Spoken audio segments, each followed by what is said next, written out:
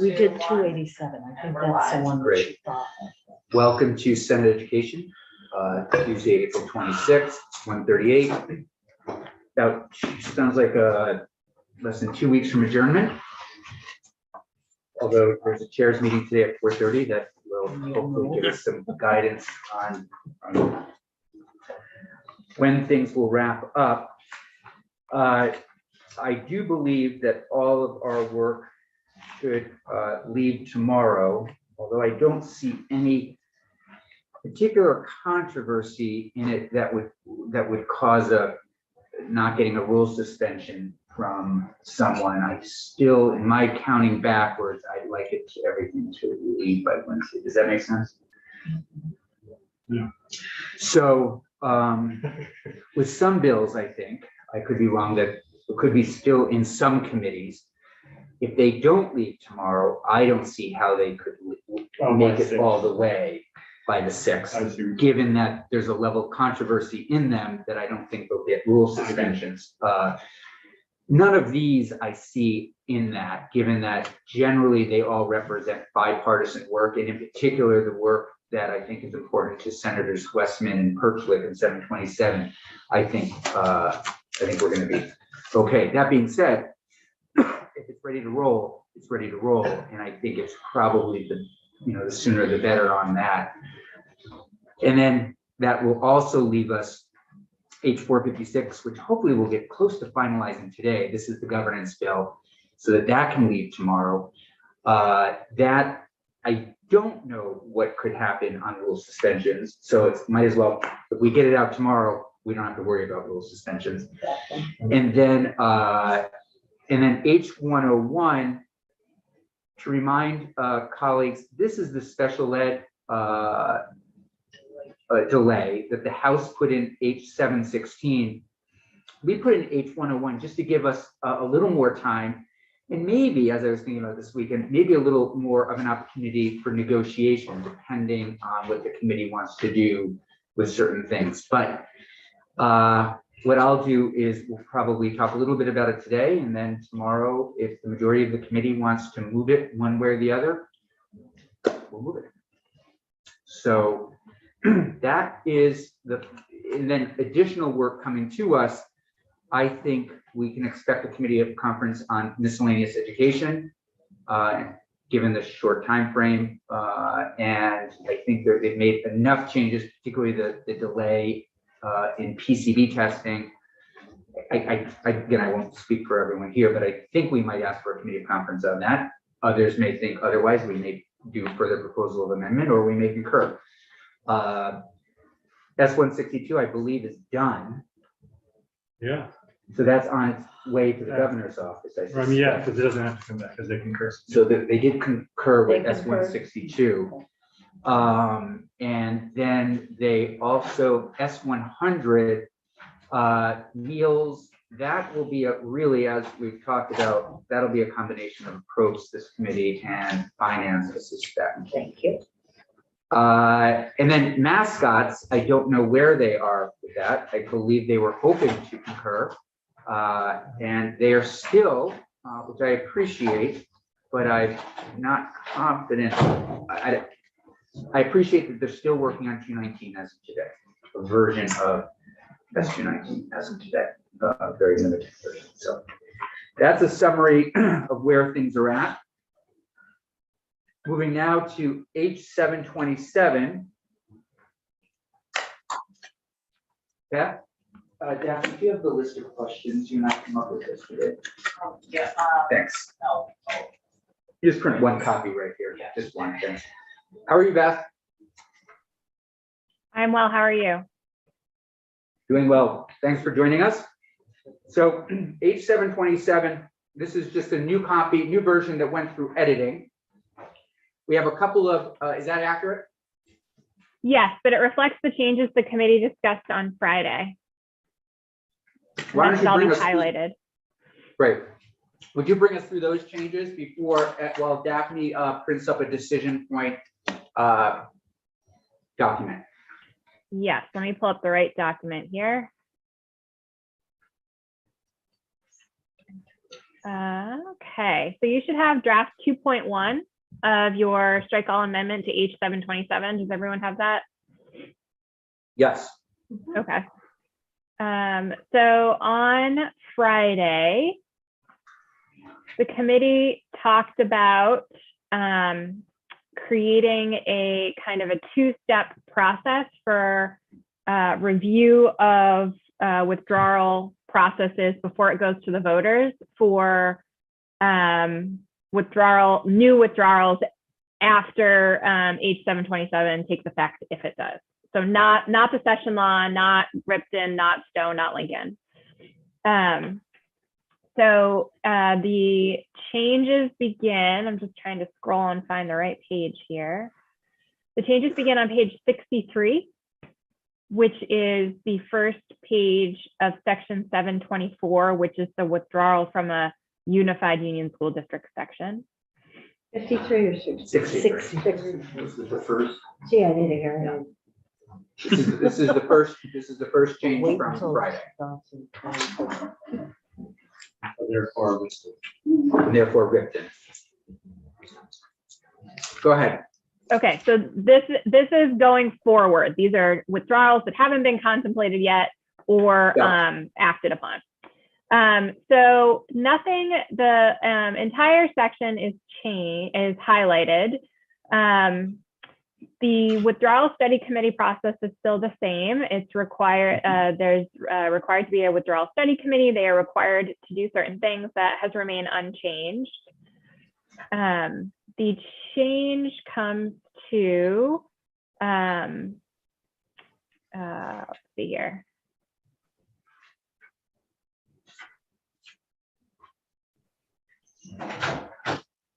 So they can either decide to propose withdrawal or not decide to propose withdrawal. And if the study committee decides to propose withdrawal, then the whole process shuts down. If they do decide to say they want, they think proposal withdrawal is the best thing after their study and they've written their report, then on page 69, the first step is that the Secretary of Education does an initial review of the proposed plan and gives an opinion. So within 30 days, so I'm on page 69, line 17. So within 30 days after attending the Union District Board meeting, pursuant to subdivision D1C, so that's the district board meeting, the Union District Board meeting where the study committee presents their report and all their findings. So after that, the withdrawal study committee report is delivered to the Secretary of Education for review. The Secretary considers the report. We're moving on to page 70. The Secretary provides representatives of the withdrawal study committee and the liaison subcommittee an opportunity to be heard at a meeting held at a location within the petitioning town. And the Secretary may, in the Secretary's discretion, take testimony from other individuals and entities. And the Secretary may ask the withdrawal study committee or the liaison subcommittee to make further investigation and may consider any other information the Secretary deems pertinent. And then they may request the study committee to amend the report. So then the Secretary issues an advisory opinion, and if it's a positive advisory opinion, then which includes the same kind of policy considerations that have been in this draft, came over from the House and have been in the draft all along when considering withdrawal. And that is including, they have to look at the most feasible options for the provision of supervisory union services, whether the withdrawal is in the best interest of the state, the region, the students, and the school districts, and aligns with the policy set forth in 701 of this title. Then within 90 days of receipt of that study committee report, the Secretary issues an opinion.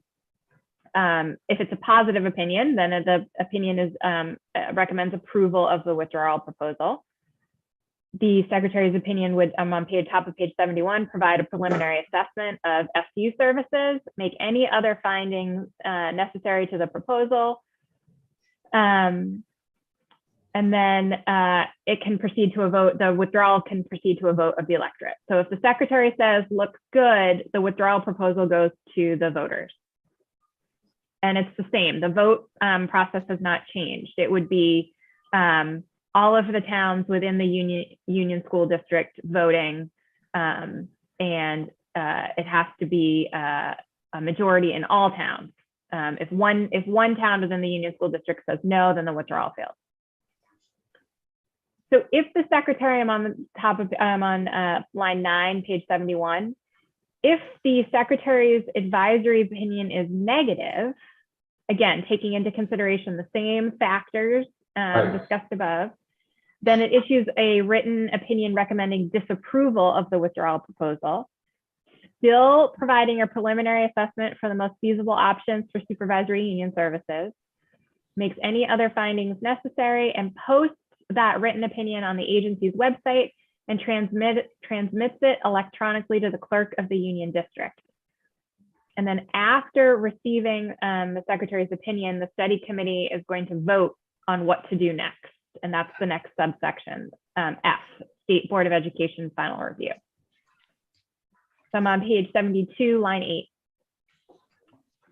Within 30 days of receipt of the negative advisory opinion from the secretary, the clerk of the union district posts the document on its website, schedules the contents for a public meeting, and then within 30 days following the public meeting, the study committee has to hold a meeting and vote whether to cease efforts to withdraw. They could say, you know what, secretary, thank you, we hear you, we're not going to go any further, and then the whole process would be wrapped up.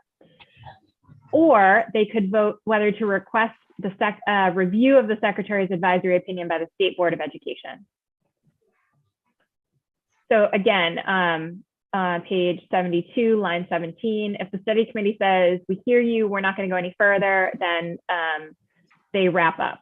They vote to not go forward anymore, to cease withdrawal actions, and the study committee ceases to exist. On the top of page 73, if the study committee decides to proceed with withdrawal, then the study committee shall petition the state board for final review of the secretary's advisory opinion.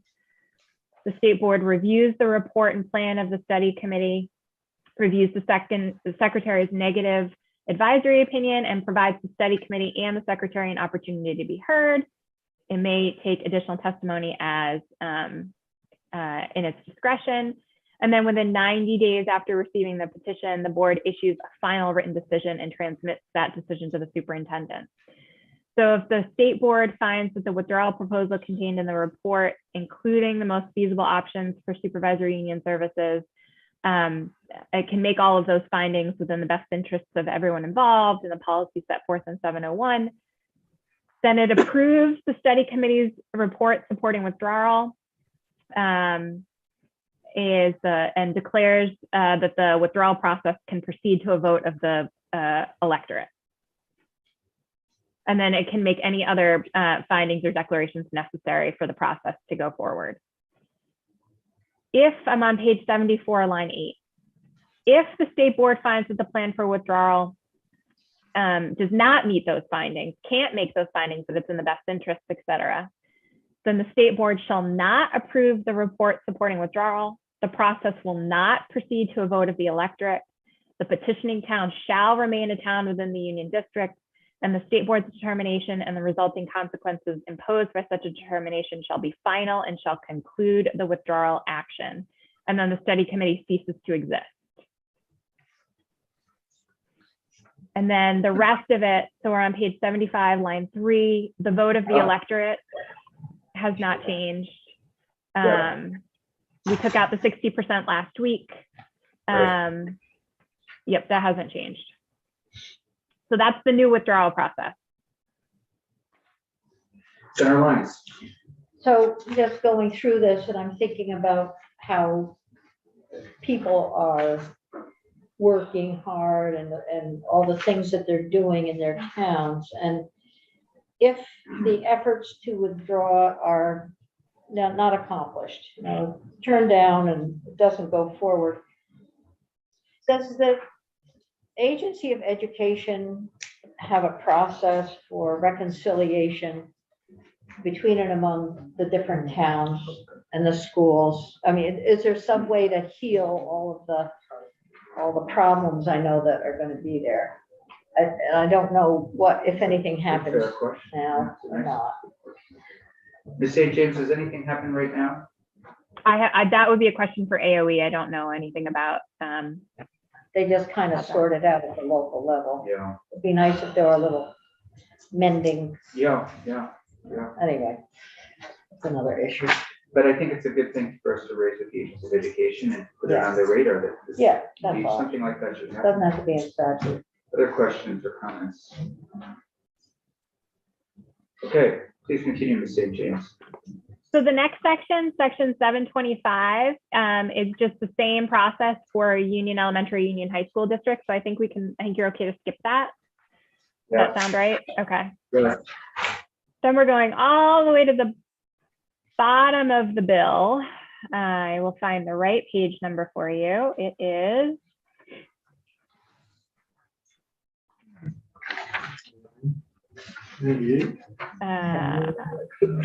150.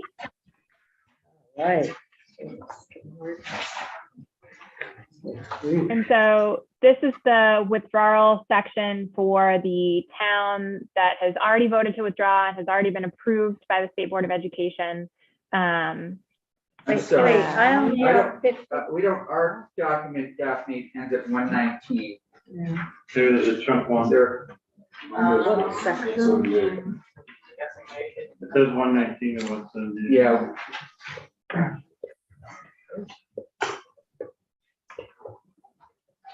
Reprint.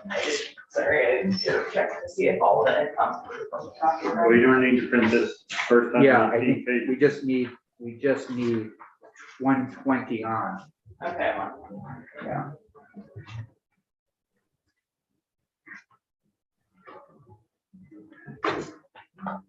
While we're waiting for that, which might take about 5 minutes, let's see.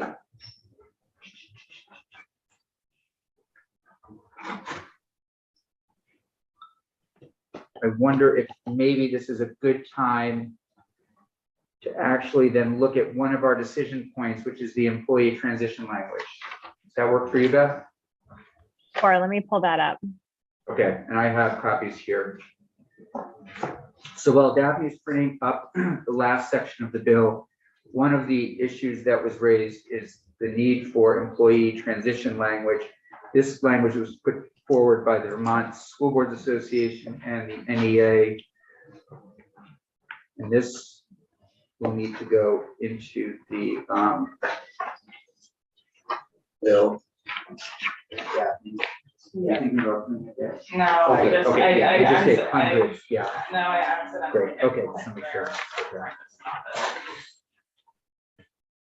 Okay, go ahead, Ms. St. James. Sure. So this is language as Senator Campion mentioned, this was drafted by, I think Donna was actually the physical drafter, but it's language put forward by the Vermont NEA and School Boards Association to address what happens to employees of a school district or supervisory union when there is a withdrawal. So this would be amending or adding a new section to Title 16. So it would not be, it would be in the education title, but not in Chapter 11. It would be in the chapter that deals with school contracts and employment issues. And so it would be a whole new statute, and it starts with some definitions. Do you want to go over those, or do you want to just do broad concepts? I think it's worth, while we're waiting for this to go over it. Sure. So again, on page 1, it says 6 pages. Does everyone have the, it says employee transition language? Okay. So the first definition I mean, you need to read it to us, but just, you know, just we hit the highlights, I guess. Sure. So expanded district is defined so that it's a difference between an expanded district or a new district. So an expanded district as a district that, as a result of the withdrawal, let's see. Oh boy. An expanded district was responsible for the education of students residing in a single town, but not all grades. And as a result of its withdrawal from a union elementary school, is solely responsible for the education of its residents. So it was already functioning as a school district for some grades, but now there's been a withdrawal and now it's responsible for all grades. So that's considered an expanded district. A new district is a school district that's created for the first time out from a withdrawal. And it would be responsible for education through pre-kindergarten through grade 12. And it did not operate any schools immediately prior to the withdrawal. So it's a brand new school district. And then operational date means the date on which a new district or expanded district assumes full and sole responsibility from the education of its students. And then within that definition, in initial operational year and second operational year mean the year commencing on the operational date and the year immediately following the initial operation date. And let's see, transitional period is the period of time beginning on the day in which the state board declares the creation and existence of a new school district or an expanded district, and the operational date. So those transitional period and operational date are consistent with how they've been used in H727. So the first step, I'm on page 3, line 8. The first consideration are negotiations council and recognized representatives of a new district. So at the question, does the new entity take over the contract? Is that what's happening? there are different options. Okay, go ahead. So at the first meeting during the transitional period, the board of the new district appoints a school board negotiations council for the new district for the purposes of negotiating with the representatives of future licensed and non-licensed employees for the new district. And it recognizes the representative of the employees of the union district as the board of the new school district shall recognize the representative of the employees of the union school district as the recognized representative of the employees of the new school district. So there haven't been, for the new school district yet, there hasn't been a new local chapter formed. So what this is saying is the new school district is going to just recognize those relationships that are already in place with the union school district. So for the initial and second operational years of the new district, so that first operational year and then the second, after the new district's organizational meeting, the new district school board negotiations council and the representative of the employees of the new district shall commence negotiations relating to the employment of the licensed and non-licensed employees in the initial operational year. Negotiations are conducted pursuant to, I'm on page 4 now, the provisions of Chapter 57 in Title 16, which is the labor relations chapter for teachers and administrators. And 21 VSA Chapter 22 for other employees, so the non-teachers, the non-administrators. Negotiations council or councils representing employees of the union school district shall represent the employees of the new school district unless and until the exclusive representative for employees of the new school district designates new representatives to a negotiations council. So those labor relations relationships continue to exist for this first negotiation unless and until there's a new relationship designated. If the parties do not ratify a new agreement at least 90 days prior to the new district's operational date, then the new district and its employees shall be governed by the terms of the collectively bargained agreement in place for the union district of the year preceding the initial operational year, unless and until the parties agree otherwise.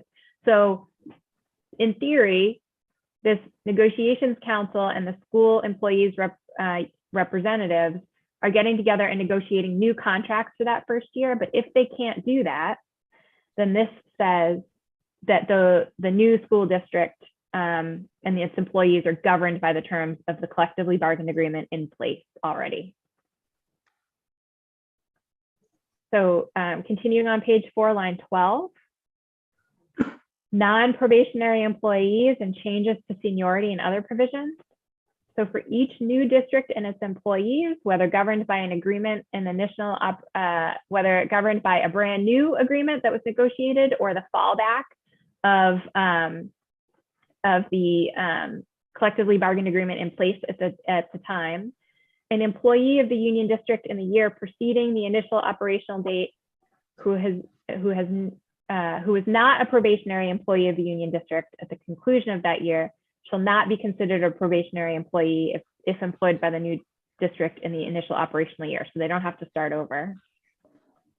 And prior to the operational date, the board of the union district, the board of the new district, and the representative of the employees of the union district may negotiate a temporary memorandum of understanding to adjust provisions in the union district contract regarding seniority, reductions in force, layoff and recall in order to assist the workforce needs of both the union and the new district in the best interests of the licensed and non-licensed employees of the union district.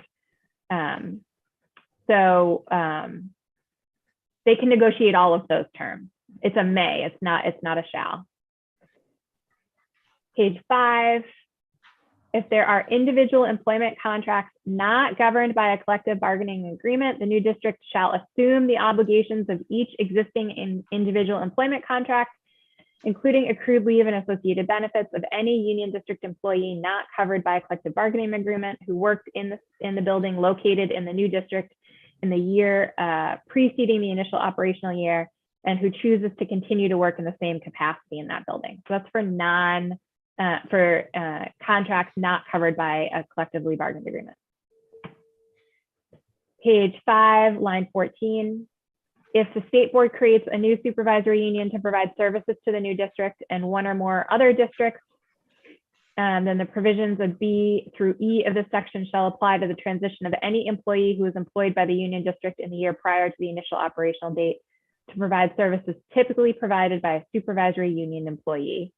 If the employee is employed by the new supervisory union in the initial operational year to provide the same services, with the board of the new supervisory union assuming the responsibilities of the board of the new district. And then section 1, which is everything we just went over, shall apply to any school district with an operational date of July 1, 2023 or later. Or later if the state board created the district as the result of withdrawal action initiated pursuant to the terms of 16 VSA 721A or 724 that were in effect on January 1, 2022. Those are the two withdrawal statutes that live in Chapter 11 right now, not in H 727.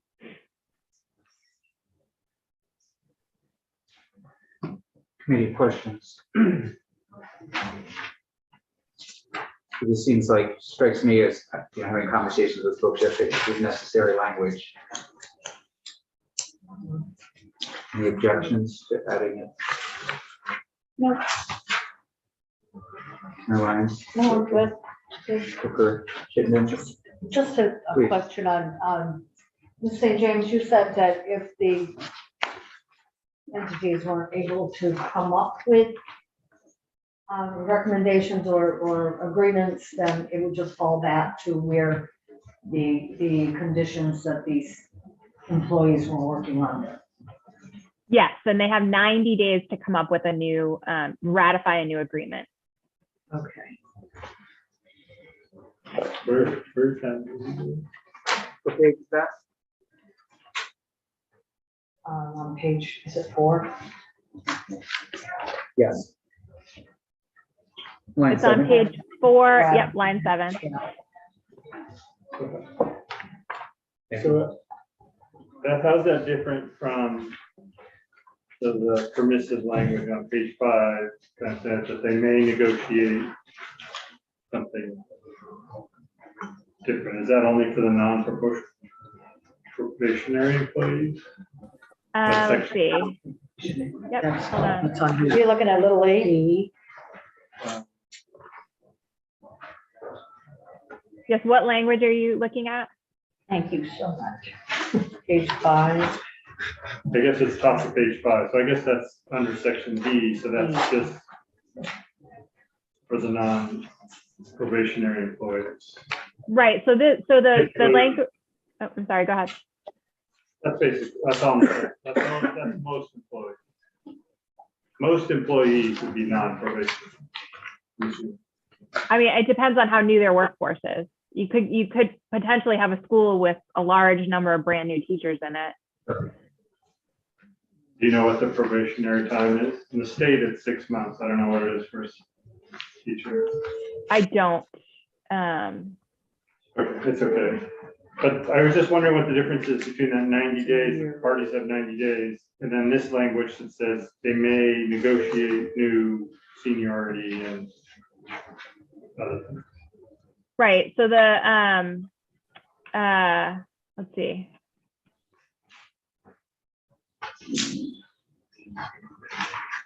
So this is to, they may adjust.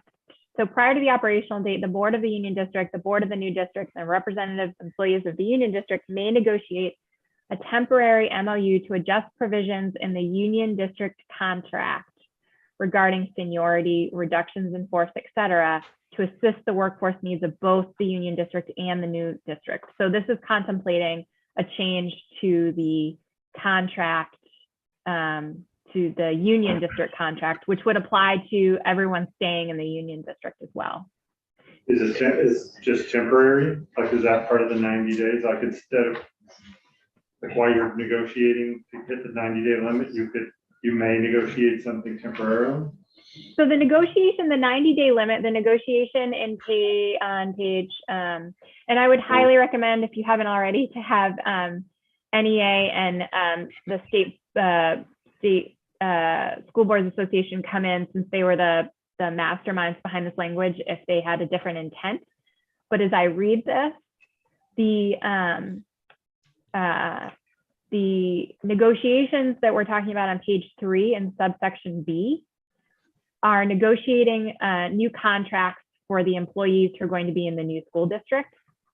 So if the new school district negotiations council and the representatives for the employees can't come up with a new bargained agreement, then the old bargain agreement or the current bargain agreement applies to those employees in the new school district.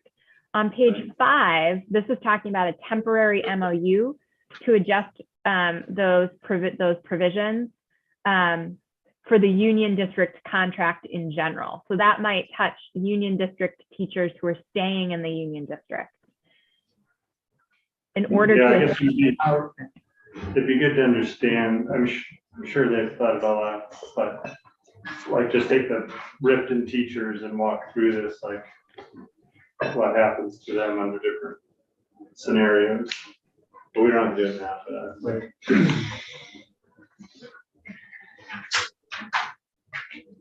Any other questions on this section at this point? Okay. So what would you like us to, sorry, Senator, I missed that, your request?